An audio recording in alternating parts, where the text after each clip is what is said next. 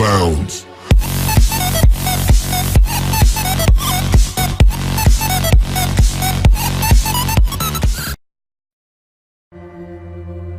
گیت کسے کہتے ہیں؟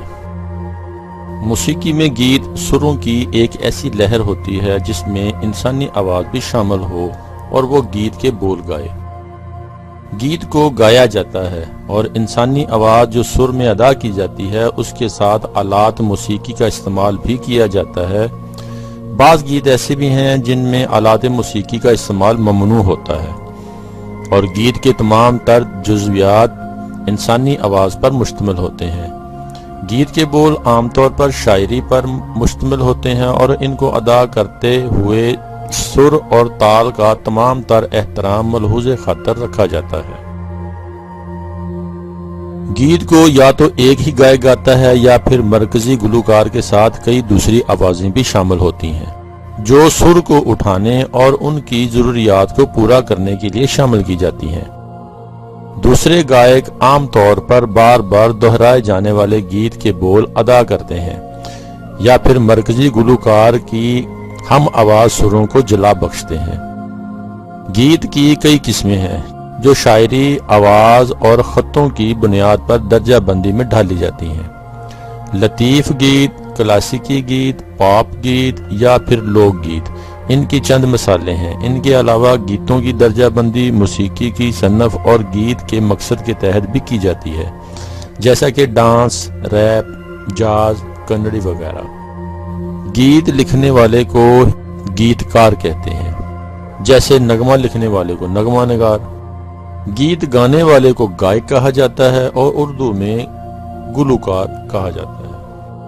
بالی ووڈ میں لفظ گیت پر کئی فلمیں بن چکی ہیں، جیسے گیت، گیت گاتا چل اور بے شمار نام ہیں جن میں گیت کا لفظ استعمال کیا گیا ہے۔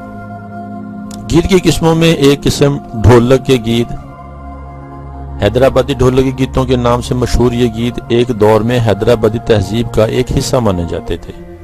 حیدرآباد میں ڈھولک کے گیت کی روایت برسوں سے چلی آ رہی ہے۔ ماضی میں شادی کی تقریب کئی دنوں تک چلتی تھی، سارے رشتہ دار جمع ہوتے، کام میں ایک دوسرے کا ہاتھ بٹھاتے۔ ایسے موقعوں پر گیتوں میں آپسی رشتے کے ساتھ شوخی، چھیڑ چھاڑ، نوک جھونک کے ذریعے ایک سماں باندھا جاتا۔ رشتوں کی اہمیت کا اندازہ ہوتا ہے۔ آج رشتے بے معنی ہو گئے، ایک دوسرے کا ساتھ دینے کے لیے وقت کی کمی ہو گئی۔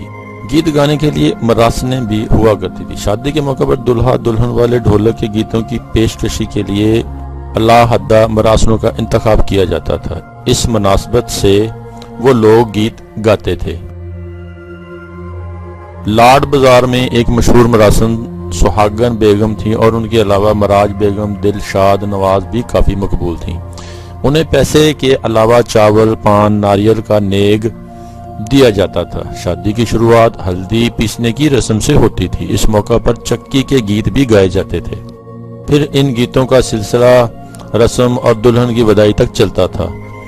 دیہاتوں میں دن بھر مزدوری کرنے کے بعد گھر لوٹ کر رات کو اکثر خواتین ایک جگہ جمع ہو جاتی اور مختلف گیت گاتی۔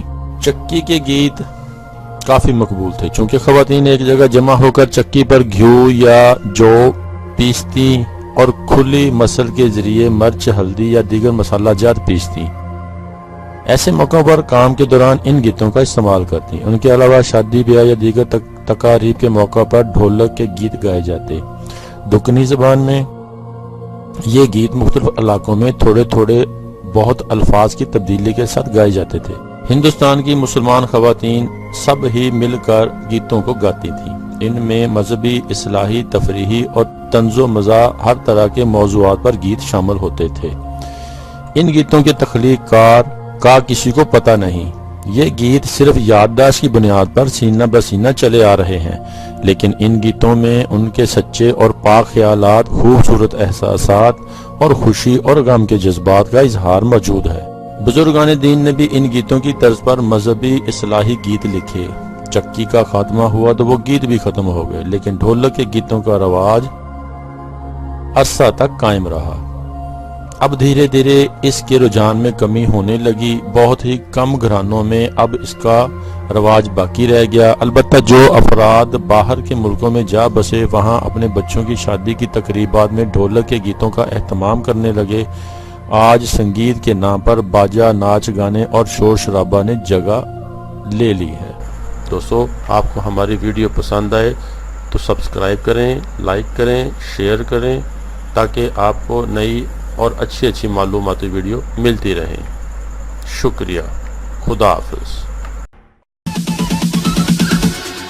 Bounds.